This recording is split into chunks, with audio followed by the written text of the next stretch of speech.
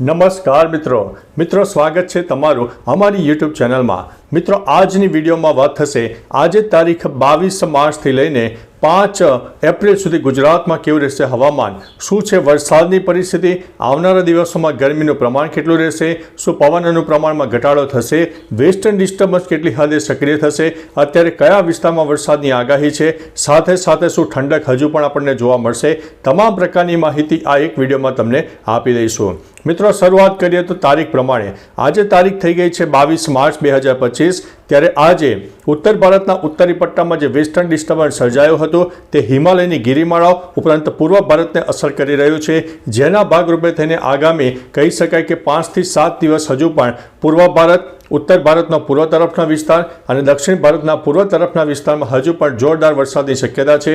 કોઈ વિસ્તારમાં વીજળીના કડાકા ભડાકા સાથે 1 અથવા તો 2 ઇંચ કરતાં પણ વધારે વરસાદ પણ થઈ શકે છે। મિત્રો મહત્વનું છે કે back to back western disturbance હજુ પણ આપણને આવનારા દિવસોમાં જોવા મળનારા છે।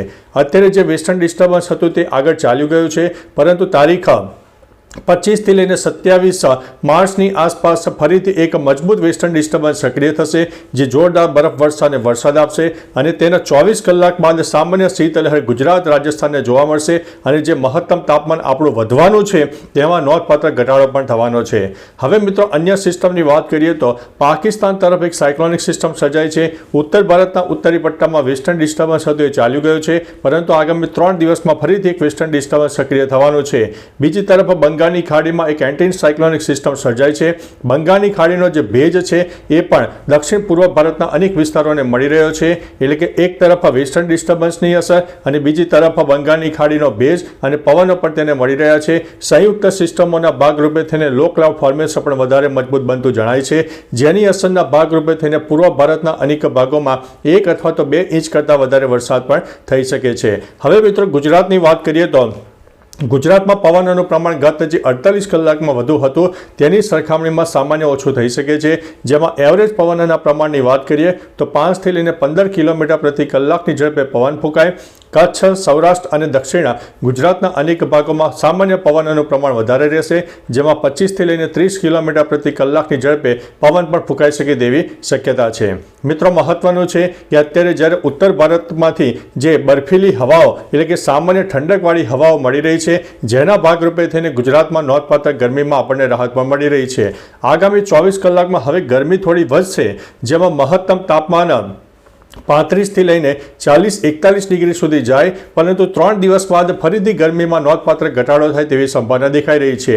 ન્યૂનતમ તાપમાનની વાત કરીએ તો 21 થી 25 ડિગ્રીની આસપાસ ન્યૂનતમ તાપમાન રહે તેવી પણ શક્યતા છે। હવે મિત્રો ખાસ વાત કરીએ તો પ્રદૂષણની, અત્યારે ગુજરાતમાં દિલ્હીની જેમ ધીમે ધીમે પ્રદૂષણની માત્રામાં નોંધપાત્ર વધારો થઈ રહ્યો છે। મહત્વનું છે કે આજે તારીખ 22 માર્ચ છે, તો આજે એર ક્વોલિટી ઇન્ડેક્સ 90 થી લઈને 140ની આસપાસ રહી શકે છે, એટલે મધ્યમ સ્તરનું પ્રદૂષણ રહેશે। એટલે મિત્રો થોડા સાવચેત રહેજો, એલર્ટ રહેજો। થોડું ડસ્ટ પણ ઉડી શકે છે, કારણ કે પવનની ગતિ સામાન્ય જોવા મળશે, એટલે તમે મોઢે માસ્ક પહેરવાનું પણ ચોક્કસથી રાખજો, જેથી આપણને સ્વાસ્થ્યને લઈને ચિંતા ન થાય। બાકી મિત્રો તમારા વિસ્તારમાં ગરમીનું પ્રમાણ કેવું છે, પવનનું પ્રમાણ કેવું છે, શું આંશિક વાદળોનો રાઉન્ડ જોવા મળ્યો છે, તમામ પ્રકારની માહિતી નીચે વિસ્તારો સાથે કમેન્ટમાં આપજો, જેથી અન્ય મિત્રો પણ જાણી શકે। તો ચાલો મિત્રો ફરીથી એક નવી આગાહી લઈને મળતા રહીશું, ત્યાં સુધી અમને રજા આપશો। નમસ્તે।